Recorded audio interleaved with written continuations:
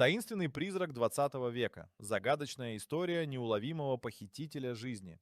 Рассказ о серийном убийце, который так и остался неизвестным, почти всегда начинается с мрачной зимней ночи в лондонском районе Сохо. В начале 20 века, когда город еще утопал в тумане и газовых фонарях, начали исчезать люди. Эти исчезновения быстро стали предметом драматичных заголовков, но, несмотря на усилия полиции, таинственные преступления оставались нераскрытыми. Фигуру, ответственную за них, окрестили призраком 20 века. Этот таинственный убийца похитил жизни множества ни в чем не повинных людей, оставляя за собой лишь страх и недоумение. Среди жертв были и молодые женщины, и пожилые мужчины. Казалось, преступник действовал без всякой логики.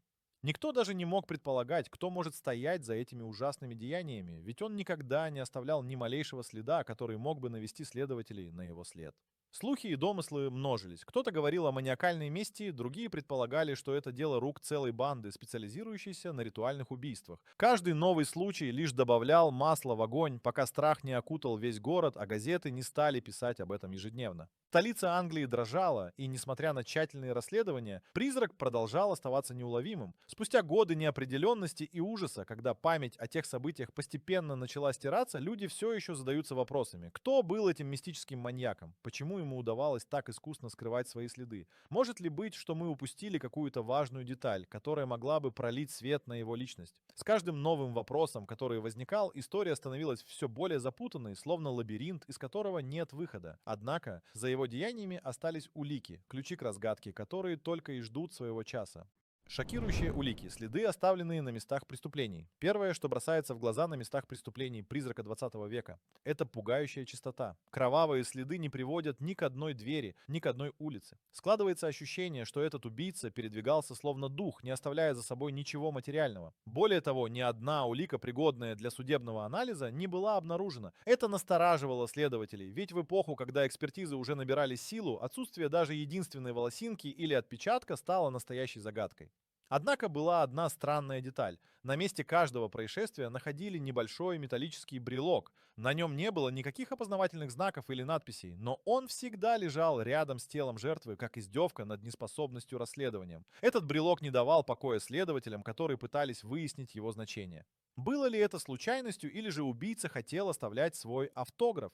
Городские легенды быстро обрастали домыслами. Некоторые утверждали, что брелок являлся символом тайного общества, преследующего свои темные цели. Однако ни одна из этих теорий не получила подтверждения, ведь ни один из брелоков не привел к разгадке. Другие улики, такие как следы обуви или фрагменты одежды, были столь же загадочны. Следы всегда четко обрывались на окраине переулка, будто убийца исчезал в воздухе. Одежда, найденная неподалеку от одной из жертв, оказалась настолько изношенной, что ей было невозможно придать конкретную привязку. Несмотря на все усилия полиции и детективов, эти мелкие улики оставались лишь небольшими кусочками ужасной головоломки. Итак, призрак продолжал свои злодеяния, оставляя за собой неуловимые следы и вызывая ужас в сердцах людей. Какая еще скрытая карта была у этого убийцы в рукаве, и почему даже самые опытные следователи не могли его поймать? Эти вопросы привели к следующим шагам в анализе его методики, чтобы выяснить, что прячется за этими изощренными убийствами. Темный почерк, анализ методики убийцы и его извращенных ритуалов. Каждое преступление призрака 20 века было словно тщательно спланированным театральным спектаклем, где он выступал в роли главного режиссера. Почерк убийцы выделялся своей мрачной изощренностью, заставляя задуматься, что именно скрывалось за его действиями. Время и место каждого преступления были выбраны так, чтобы никто не успел вмешаться. Ночные часы и темные закоулки Лондона предоставляли призраку идеальную сцену для его кровавой драмы. Его методика убийства отличалась жестокостью и точностью. Каждая жертва оказывалась мертвой в одно и то же время суток, будто действовала некая невидимая сила, подчинявшаяся только ему.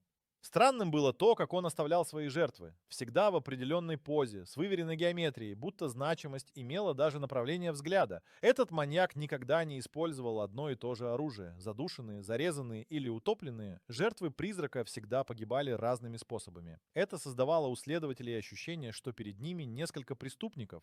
Но все указывало на одного и того же человека, что делало его еще более загадочным и неуловимым. Не упускал он и возможности запутать следствие психологическим давлением. Каждое его преступление сопровождалось странными ритуалами, словно он наслаждался самой атмосферой страха, которую навязывал городу.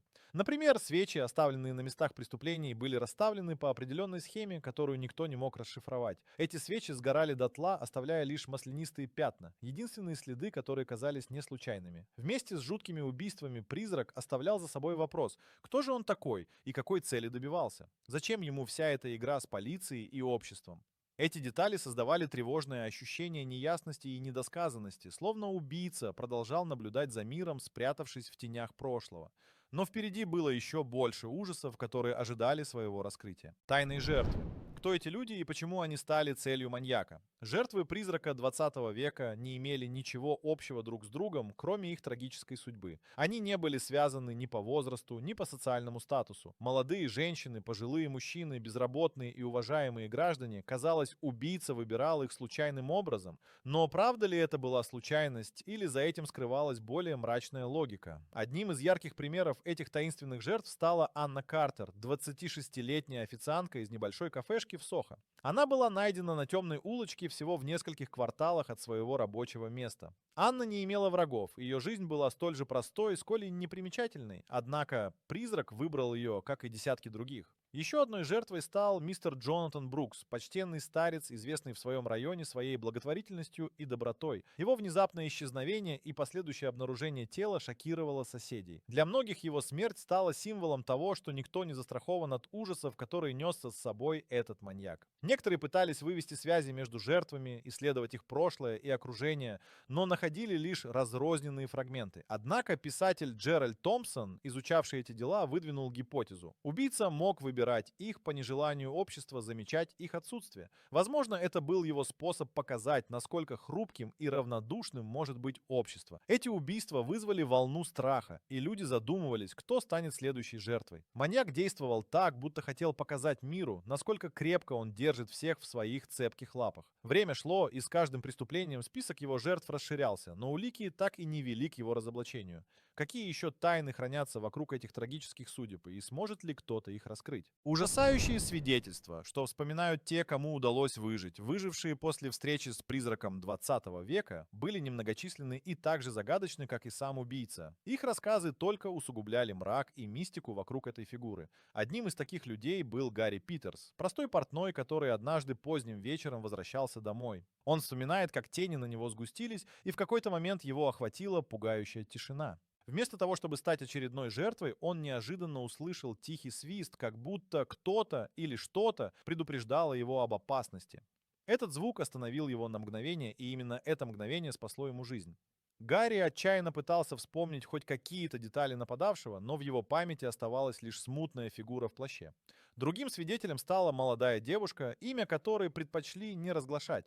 Она рассказывала, как в одну из ночей почувствовала на себе чей-то пристальный взгляд, холодный и проникающий, будто ее изучали до самых костей. Она видела фигуру, стоящую вдалеке, словно не желающую приближаться, но в то же время вызывающую необъяснимый страх. Девушка вспоминает, как ее охватило паническое желание сбежать, интуитивно чувствуя, что этим маньяком руководит нечто большее, чем просто жажда крови. Эти ужасные свидетельства оставили за собой больше вопросов, чем ответов. Их рассказы, как частицы мозаики, добавляли весомости в исследование проявлений призрака, но в то же время оставляли следствие в тупике, не давая четкой картины. Ужасающая атмосфера нестерпимого страха и печали, которая окутывала всех, кому удалось выжить, лишь усугубляла настрой общества и накаляла атмосферу в городе. Но не только страх заставлял людей переживать, это было что-то большее, словно этот маньяк обладал неведомой силой, которая разрушала их изнутри, даже без физической угрозы. Каждое новое свидетельство добавляло масла в огонь, делая исследование сущностью этого неуловимого убийцы еще более сложным и запутанным. Какие же загадки скрываются за этими выжившими рассказами и способны ли они пролить свет на истинную сущность этого таинственного маньяка? Заброшенные сцены преступлений, путешествие в сердце ужаса, чтобы понять истинную природу призрака 20 века, мы отправляемся на места его преступлений. Заброшенные сцены, где были найдены тела его жертв, вызывают ледяную дрожь. Каждая из них как мрачный пазл, детали которого он оставил словно вызов.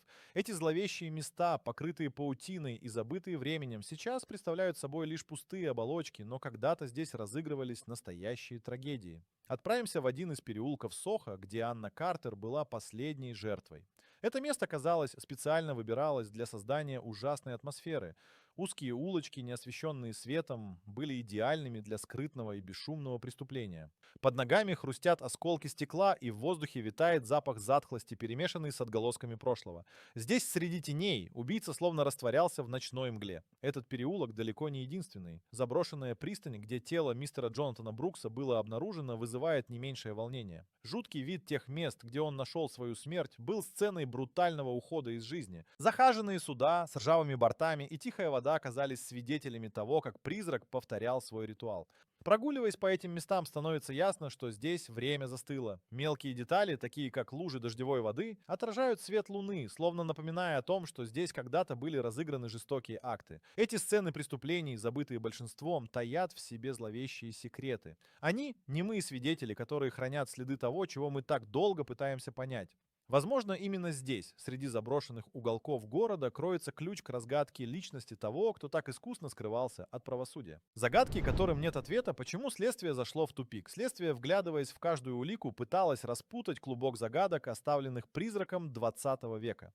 Почему же все кончилось тупиком? Во-первых, тогдашние методы расследования были ограничены. Не было современных технологий для анализа ДНК и сложных компьютерных систем. Однако даже при этом на местах преступлений не находили того, что могло бы пролить свет на личность убийцы. Отсутствие традиционных следов, отпечатков пальцев, волос или фрагментов одежды ставило детективов в затруднительное положение. Казалось, этот человек был чуть ли не невидимкой. Были и другие трудности. Очевидцев как таковых не зарегистрировано. Даже при детальном опросе жителей района не удавалось выяснить ни малейшую зацепку. Те, кто утверждал, что видел что-то странное, не могли дать четкого описания. Складывалось ощущение, что страх и путаница играли на стороне маньяка. Каждое новое преступление усугубляло недоверие к полиции, что тоже мешало раскрытию дела. Люди предпочитали уклоняться от общения с властями, боясь не только самих убийств, но и последствий их разглашения. К тому же неудачи в расследовании подогрели общественное мнение и породили множество слухов и домыслов, отвлекавших следствие от реальных улик. Многие верили в мистическую природу убийцы, предполагая, что он черпал вдохновение из оккультных практик.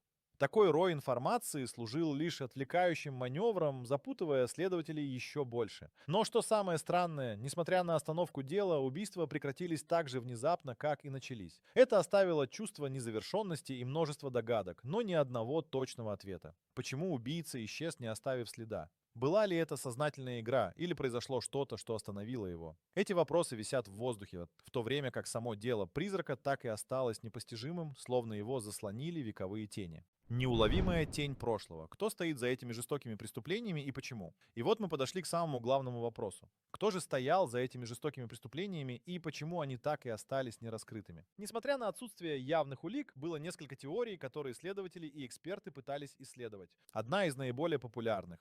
Это теория о том, что призрак мог быть кем-то из окружения жертв.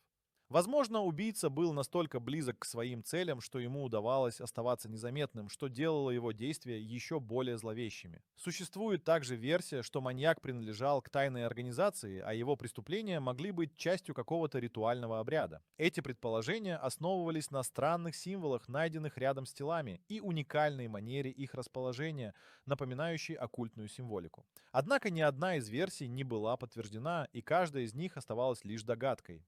Кроме того, некоторые детективы считали, что убийца обладал навыками в области медицины или науки, что позволяло ему использовать методы, известные лишь ограниченному кругу лиц. Эта теория возникла из-за необычайной точности и расчета в его действиях, а также способности скрывать следы и улики. Возможно, это были знания, которые призрак использовал для мистификации следствия, оставляя впечатление неуловимости и мрачной таинственности. Несмотря на все усилия, личность призрака 20 века так и осталась загадкой. Возможно, убийца прекратил свои преступления из-за страха быть пойманным, а возможно, он просто добился своей цели, какой бы она ни была. Мы можем только предполагать, что двигало этим таинственным маньяком, но его тень до сих пор продолжает висеть над темными страницами истории.